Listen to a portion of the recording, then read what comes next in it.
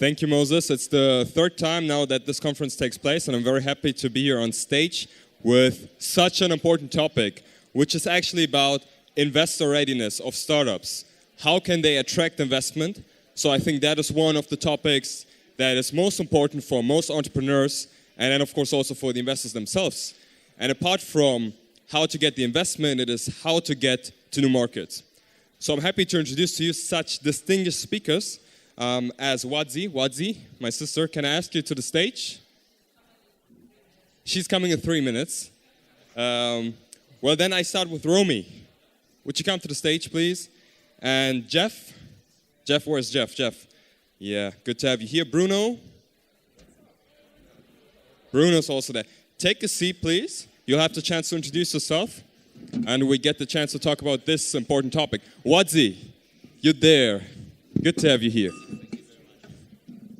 Take a seat. And last but not least, Kai, would you come to the stage too?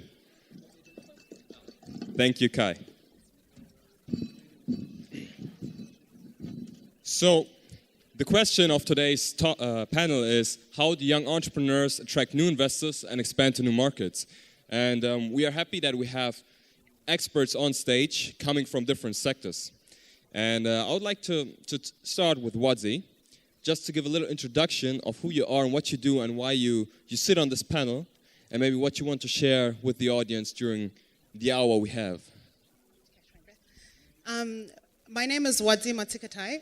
I primarily work in governance and democracy building and development. I'm also looking at how we can support social entrepreneurs in particular to be growing their businesses and impacting kind of the context and the landscapes that we're facing today.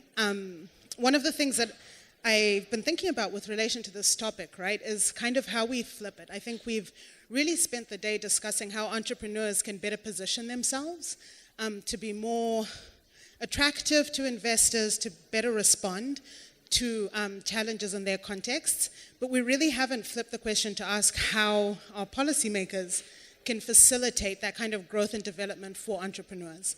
I think right now there's a lot of pressure for entrepreneurs to be all things to all people at all times. And our governments are kind of relaxing and putting that burden on their people. And I think we really need to be considering how policy can facilitate this growth, how policy can be an engine for attracting the right kind of investment, for allowing the right kind of, or prioritizing the right kind of businesses to be growing in our context, how tax can be used as a tool and not as a weapon against entrepreneurs. So those kind of very strategic but kind of higher level considerations about how we can be supporting entrepreneurs in this very competitive environment. Sounds great. Wadzi, just one complementing question before we go to the other experts on the stage is, what is your role in that? What do you do about it?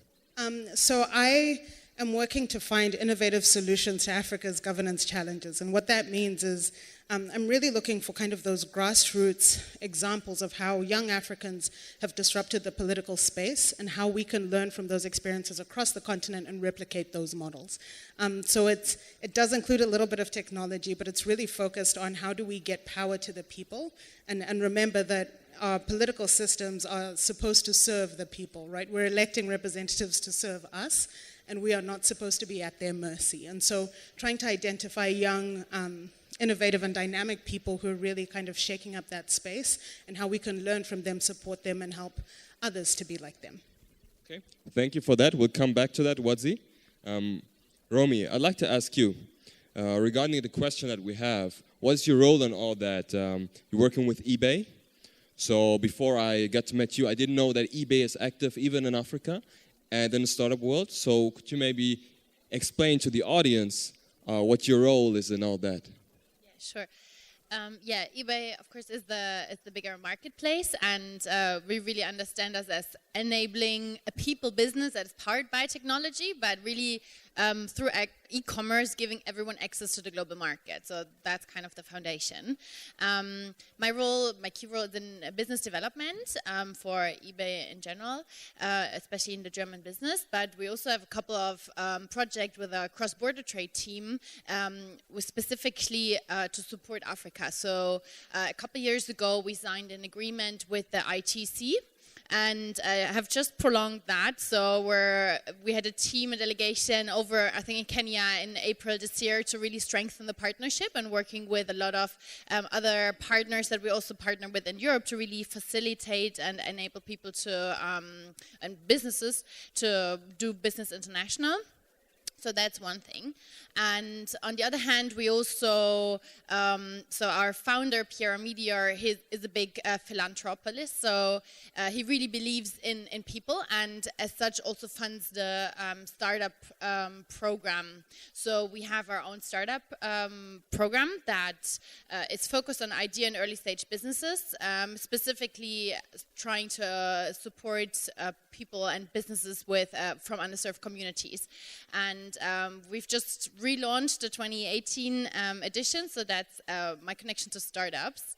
And yeah, lastly, I'm an entrepreneur myself, importing from Indonesia, so I kind of know both sides, the struggles from how to make it work from a corporate perspective, but also the challenges on a daily basis in a startup. Thank you. I need to provoke you a little though. What is in for eBay in all of that?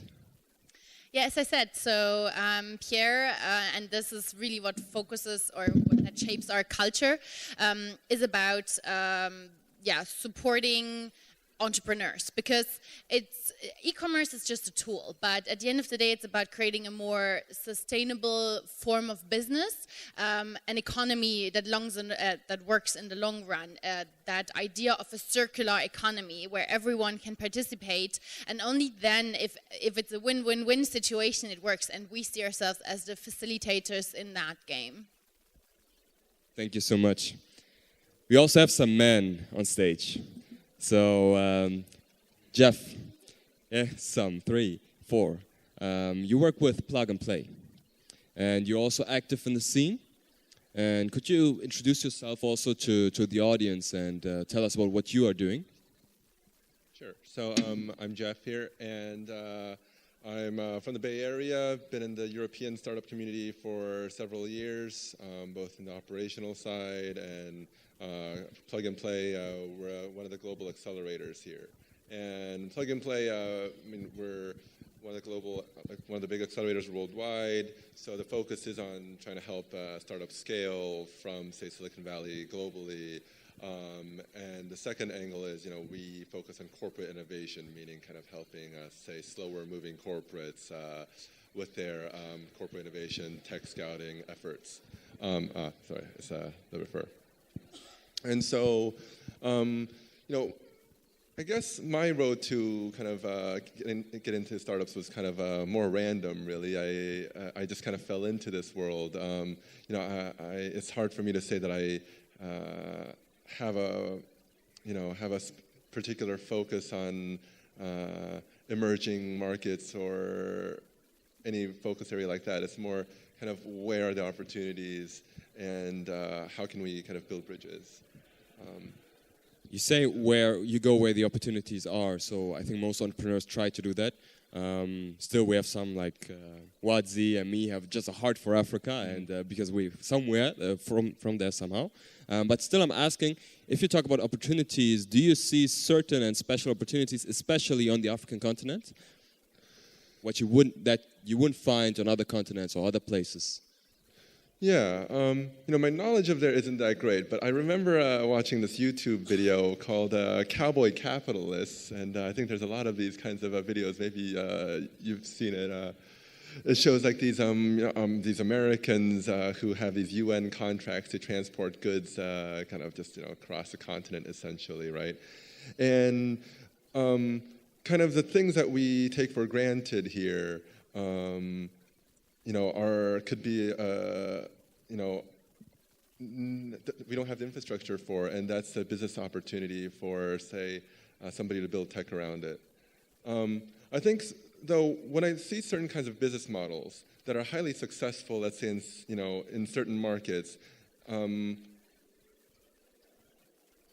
I was working in VC, we invested in a company called Corner Shop, right? They are like a grocery delivery model. And the model has worked actually incredibly well, surprisingly, in South America, due to kind of a more broad range of social class, and this model wouldn't work as well, say, in Europe. And so I think there's a lot of kind of ways to identify business models that could work well in, say, Africa as well. So you did work in VC also, which is interesting and leads me to our next panelist, Bruno, who is working with Cargill Tech Investments. And Bruno, again, before I met you, I didn't know Cargill. There was an investment arm. So please explain to us and also to the audience what you're doing. And as I said, investment, that's one of the most important points we talk about today. Okay, so first, I'm Bruno. As said, I am a venture partner for Cargill Tech Ventures. Cargill is one of the biggest agricultural companies in the world. Between others, we are the leaders in the meat, salt, sugar, a lot of commodities, essentially, but also we have a big business in animal nutrition, in meats, and different kind of brands, especially in the US, India, different countries. We are present in around 60 countries. We are around 160,000 people.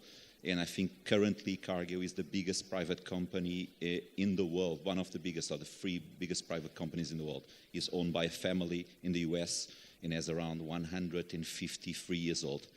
It's based out of Minneapolis, Minnesota. Just to put the things in perspective.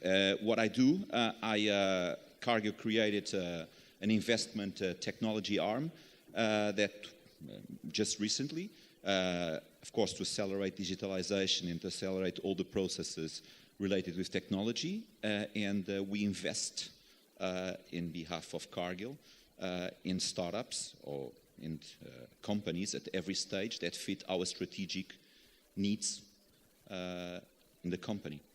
Basically, it's a little bit of what I do. And related to this conference, our scope is global. So we see Africa, and we have plenty of investments in Africa currently, especially in the areas of cacao, in the Ivory Coast, in Ghana. We own land, and we have a lot of agricultural plantations investments. And we see in Nigeria, Malt, for instance, for supplying the beer companies. We see that Africa is a continent like any other.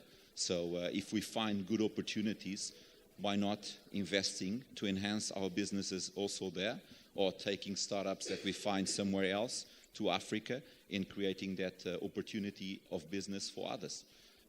And regarding the innovation point that you mentioned, I think personally, innovation comes from need.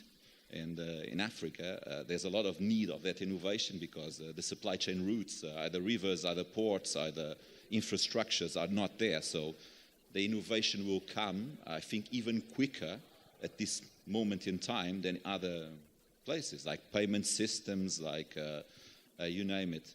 Different supply chains will be enhanced and added. And for us, that's very important due to the fact that we are present in those chains. We have a big business of shipment. We have a big business of railing. So for us, it's important to be aware of all those changes. How do you identify those companies and those startups you want to work with together? Is that part of your scouting process you do today? Or would you rather identify certain markets you have on your list, like maybe let's name it, Cote d'Ivoire, Nigeria, South Africa, Kenya, and then you go out and scout? Or what's your approach for it?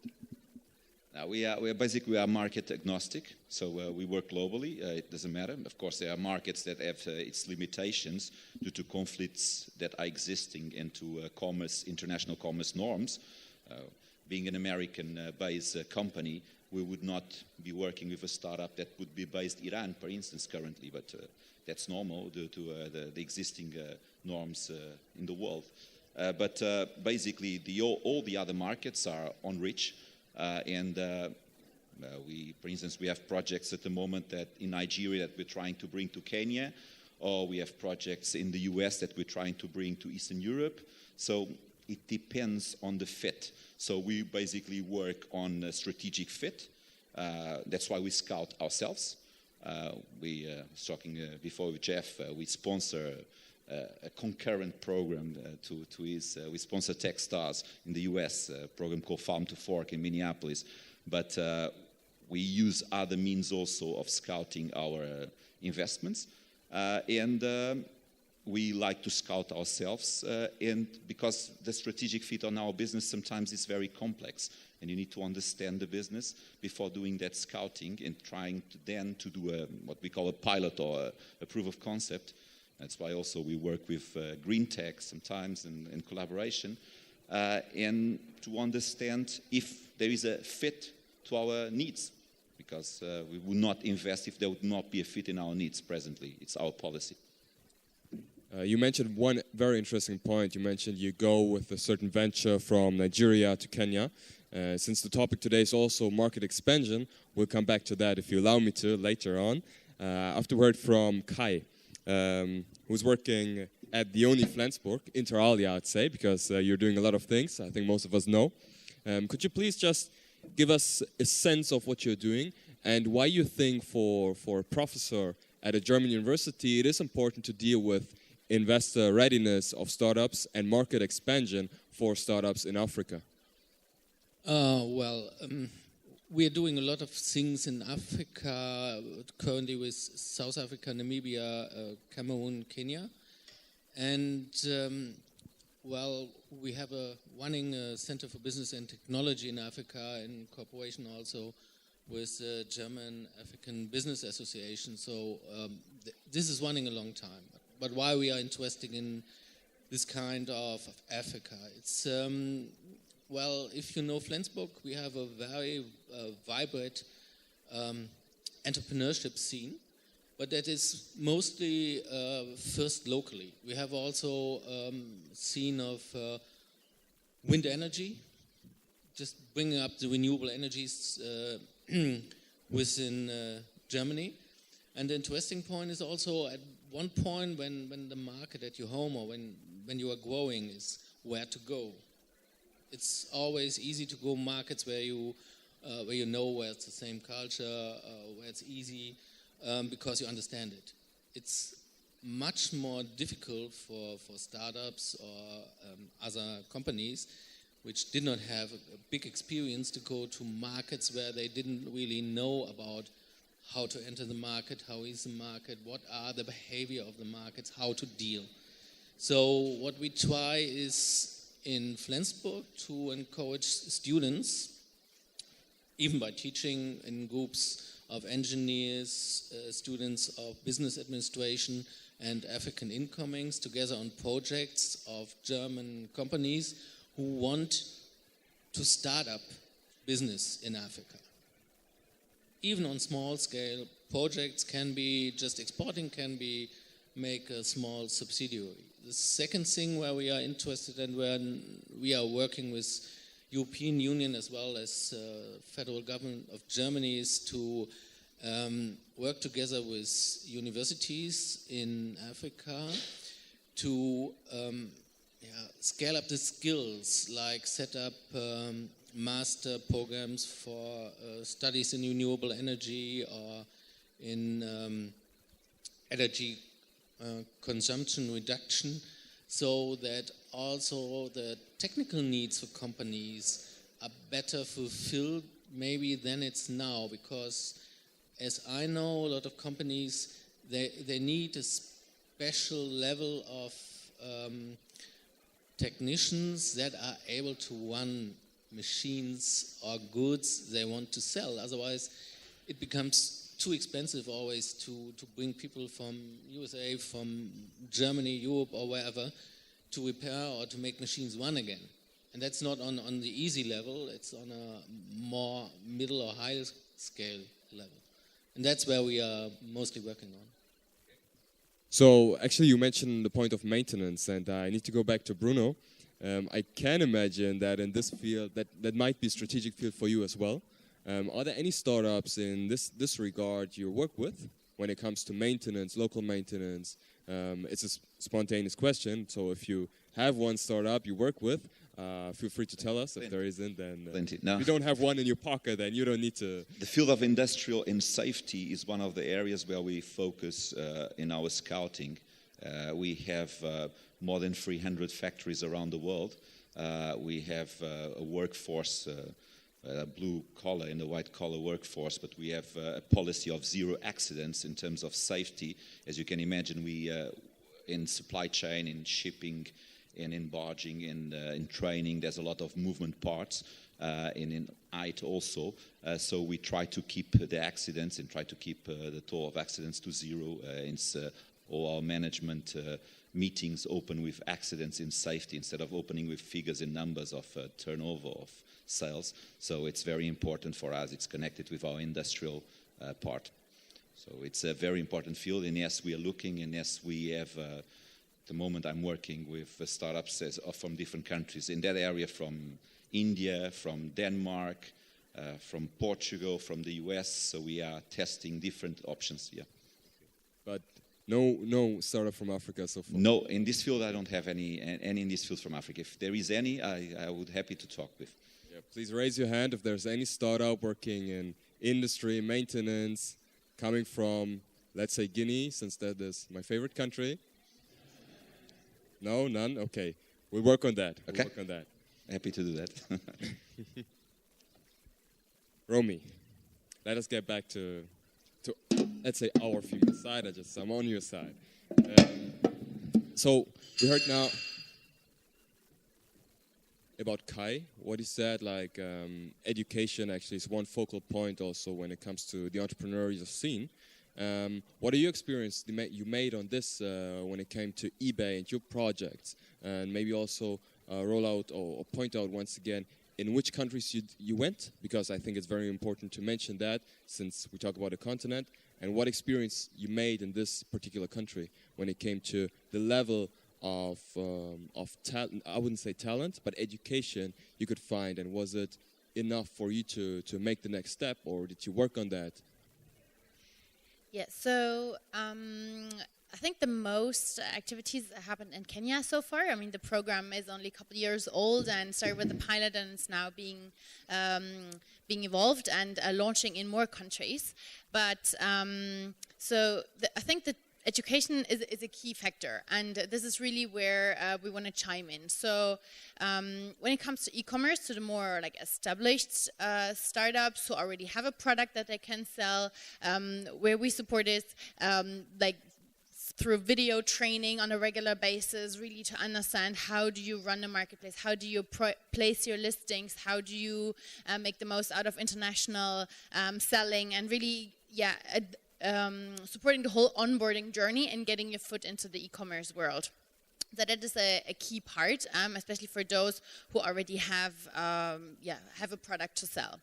Then there are more early stage businesses where it's really small and medium businesses where we try to help scale them. So, for example, I know another project that we work with, and there it's all about artisan products. So there was this lady, and she thought, okay, that there's these beautiful products, handmade locally by wonderful craftsmen, and they know how to do that, but they may not know how to do 1,000 of them or 100 of them with a continuous quality. So helping them to establish processes that they can scale their business as one part, but also if you think about scalability and going into other markets, helping them understand the needs and the differences if you sell into other markets. So maybe some of the designs or features need to be slightly adapted if you want to get the most out of the sales in these other markets. So that would be part of the training program as well. Then it comes to logistics. I mean, e-commerce, it starts with the product, but you need to get it to the consumer. So and often, depending on which areas you work with, there's just not really the logistics infrastructure in place. So we work with a lot of partners and bring our network, ranging from carriers like being the DHL, be it PayPal, be it local partners, to facilitate the logistics there and really building the bridges and facilitate whatever it needs that the companies get access to the market. So education in many different levels, I'd say. Next to the education, which is actually also a form of investment in the respective companies, do you also invest, I have to ask, financially in startups? We invest in supporting these programs and support them. But generally, for example, the startup programs that we run, they are funded by the eBay Foundation. So yes, there is investment, but not in the sense that we take equity and want to promote, want to benefit from it as such. Really coming from this background that we want to support entrepreneurship, because if we get more entrepreneurs who create businesses, who build businesses, this is when the economies thrive, and then of course we'll get our share. Let's say. Sure you will. But this is really where it comes from, not to create this bias, because we want to enable entrepreneurs regardless of what business model they have. If it happens to fit to e-commerce, gladly so, but that's not the core focus, and that's intentionally. And also when it comes to investment, Pierre, again I have to mention, but he just funded a program in Kenya as well, where I think it runs for 12 years, where they supply or where they provide funding for areas where they don't have income, just really to ensure a basic income and really see, together with researchers, what does that do to the communities to enable them through that. So there are different ways of how you can look at investment. Can I add to that? Sure. I'm really glad you mentioned the income component, because I think when we look at supporting entrepreneurs or better building their capacity to operate in their contexts, the skills component, the training, the mentoring, we're very active on that front. And when we're talking about investment, we've heard earlier on today that the investment for the smaller enterprises is much harder to come by, right? People are looking for larger investments for projects that they know they can get a high return on. So micro investment for the majority of small to medium enterprises, which are the bulk of the African economy, and employ the bulk of Africans on the continent, it's not readily accessible. And so you see entrepreneurs shying away from trying to access loans or financing through the bank, because that's really expensive. We've got interest rates of 14, 15, 20, 25%, depending on what context you're in. And that income component is massive. It's one of the biggest obstacles to supporting entrepreneurs to grow their businesses and to thrive. And so what you see is people who are split, right? They're running their business on the side, but they've also got a full-time job because they need to live. And so as an entrepreneur, there isn't that flexibility to be creative and to dedicate your time, your resources, your efforts into building a potentially successful business. And so they lose out. And so as we're thinking about this financing component, we really have to think about how this supports the capacity development and isn't kind of a nice extra, but one that we can live without. We actually can't. And so as one of the things that I forgot to mention in my introduction is that there's a group of young African innovators who were tasked by the president of the African Development Bank to come up with a financing mechanism that can be more directly accessed by entrepreneurs, and really thinking through how do we directly put money in the hands of entrepreneurs even as we build their capabilities, their skills, the training. And I think it's a challenge to all those who are interested in this space, is to really think about how do you not only build that capacity, but how do you directly put money in the pocket of the entrepreneur so that they are freer to be able to pursue this business and really to dedicate 100% of their time to making it successful.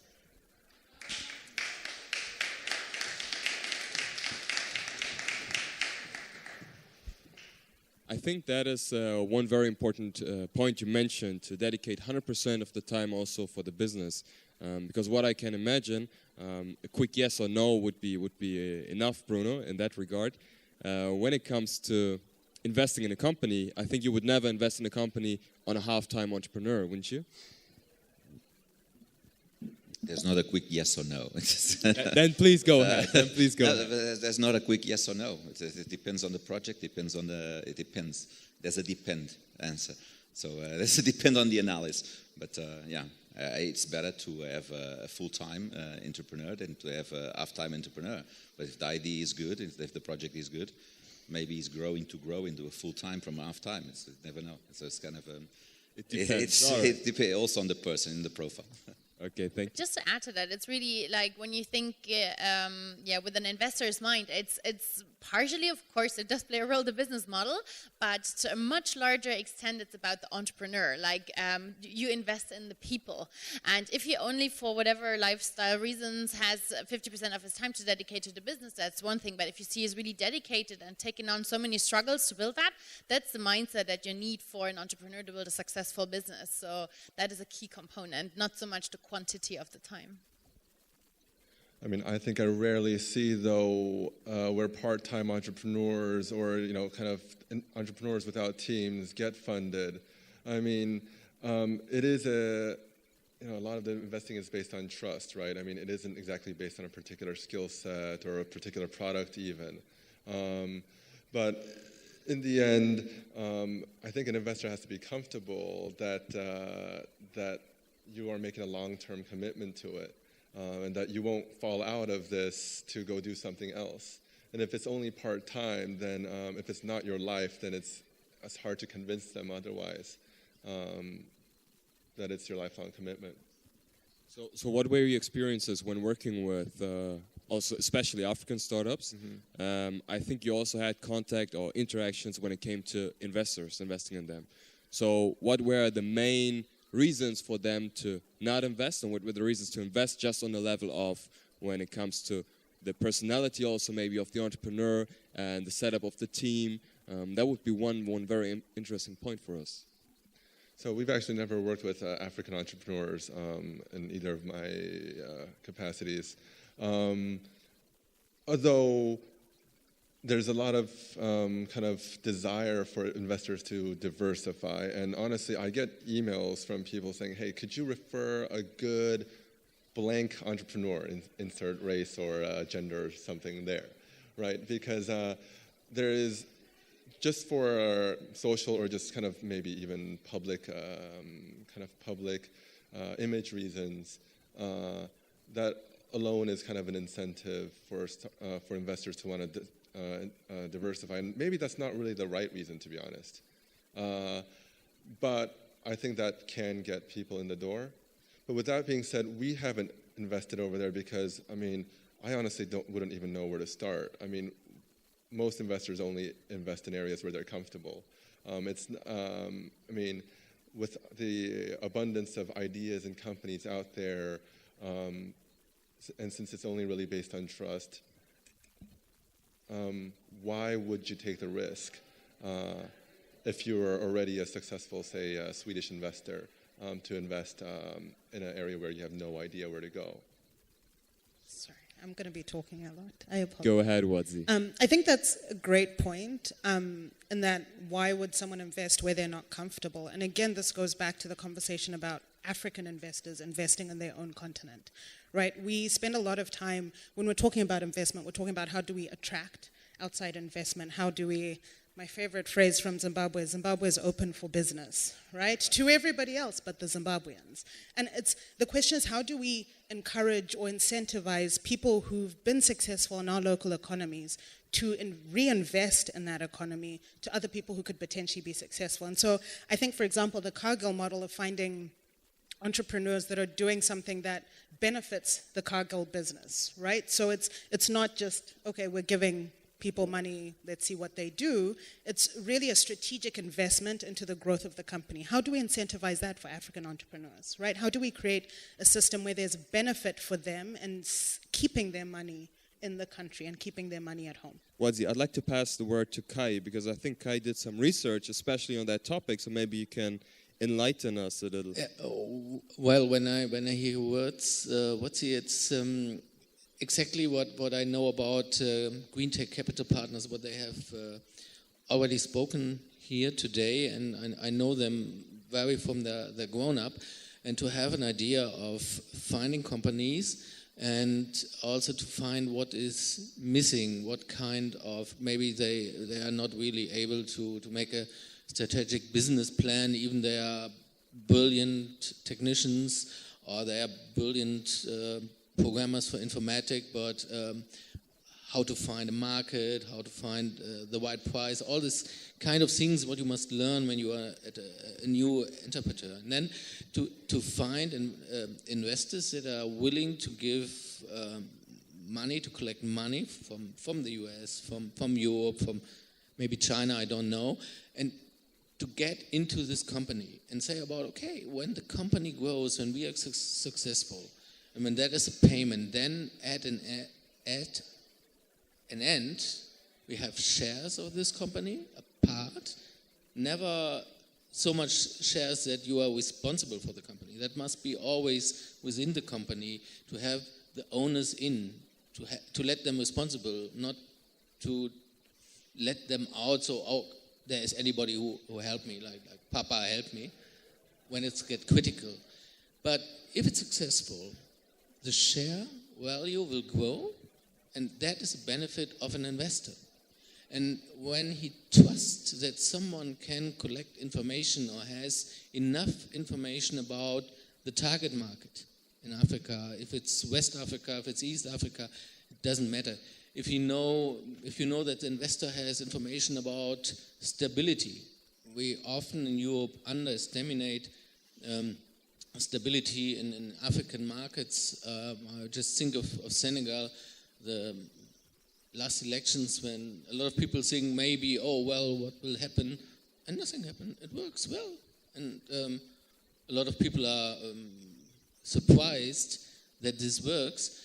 And if you have someone who really get this information so that you as an investor do not have to care about a special investment, you have someone who can get information about successful or maybe part successful startups in Africa and who can help to the needs of this startup, what they are missing in business development, maybe in price setting, maybe in marketing, all those kind of things, then you have the chance really to let these companies grow up.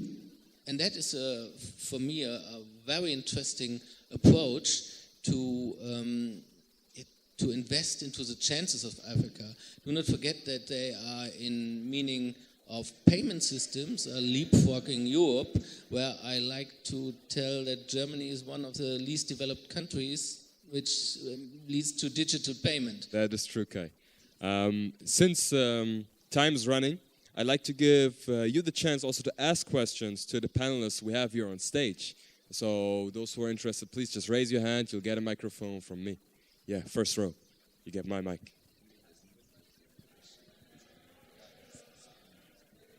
Sorry, actually not a question so much, but a comment on what you just mentioned. African capital or African venture capital for African companies. I mean, my observation is that it's actually starting with high net worth individuals kind of getting together. I know there's a group of maybe 150 in Kenya that are already working on it, all successful in other businesses, entrepreneurs kind of getting together.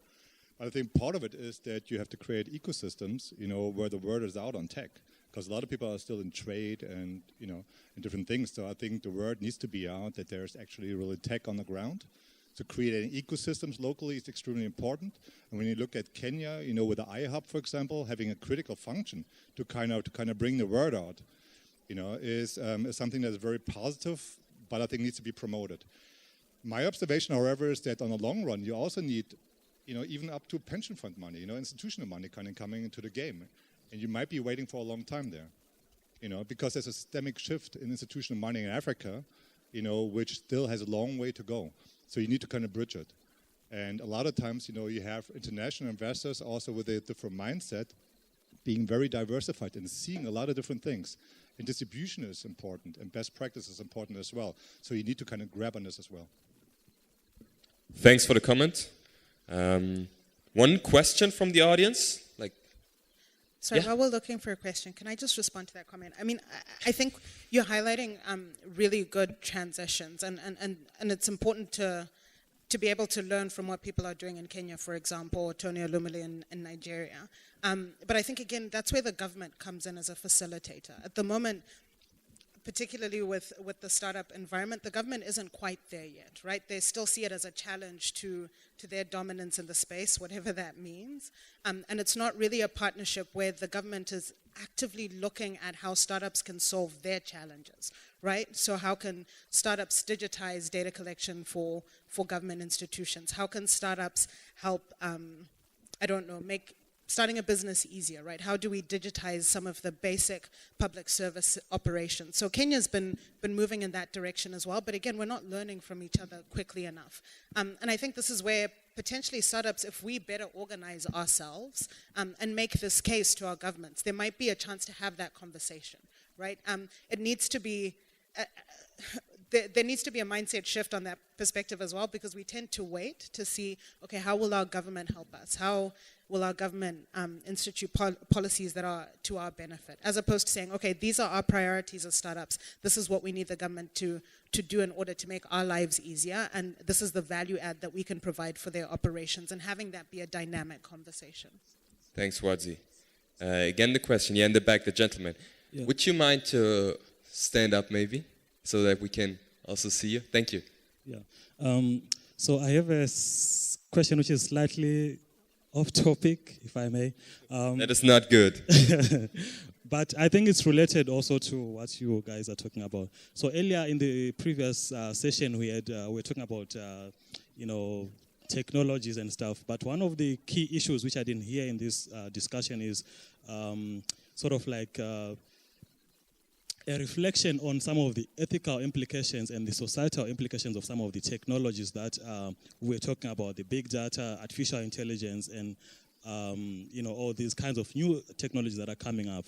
And one of the things that happens in sometimes, especially in African countries, at least from some of the experience that I've had, is regulators and policymakers tend not to want to approve of some of these projects, particularly if they involve a lot of ethical issues around them and the implications on society. So I'm just wondering, maybe as investors and maybe as,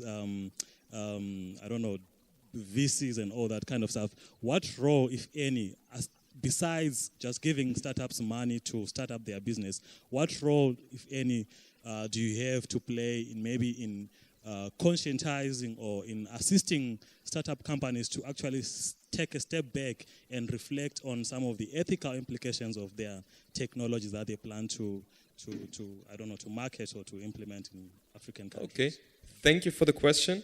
Bruno, since you're the only real VC on stage, just the question, maybe to rephrase it a little, do you think also beyond the profit of the company when it comes to investment, like some, as you mentioned, some positive implications to the society in general, does that play a role? Does that play a role? That's not really on topic now, but we have a huge concern in our CSR policies, and that always plays a role in our businesses. And sustainability drives from a strong CSR policy, so corporate social responsibility. And I think that the company that I work for is very known for having very strong views in investments in that area across the globe. In Africa is not an exception. In all the places that we do business, we have that strong consciousness from helping the society which we are collaborating with. So I'll give you a couple of examples. In Africa, non-Africa, in Ghana, we have a strong collaboration with NGOs, also in Vietnam. Cargill, honestly, in Vietnam is known more for a company that builds schools than a company that is in an agricultural sector, because basically we help building the school system in Vietnam for years and years and years, so and so on. So there's a very strong conscience from the company in that area. So I think that ethically we will not ever, it's a very strong, we have a corporate way of acting, a very, very strong focus in that. Thank you. So since we have to come to an end, I'd like to play one little game with you, which is quite easy. I give you one word and you respond with one word. That might be hard for some of you, I know, but we start easy. We start very, very easy, and the word is innovation. Wadzi.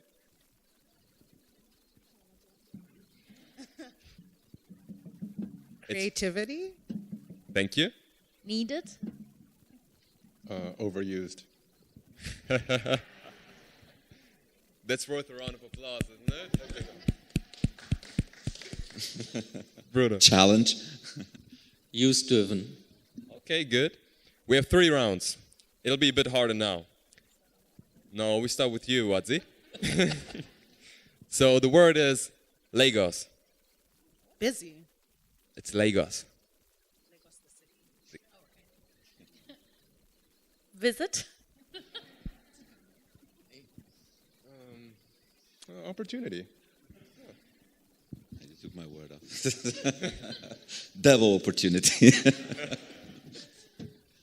Mega city. Okay. Now the third word, it's just a little harder, and we start on this side because I think maybe that you'll like it, Bruno. Ibiza. Okay, so anybody who doesn't know what Ibiza is about on the stage? So we just give it to Bruno. What do you want me to say about that? Your first association. One word. Good. That's your answer. Thanks. Needed. Pre-revenue. All right, that's a good one. You'll skip out? Interesting. And Wadzi, you go last. Question. Thank you so much. It was nice to have you on stage.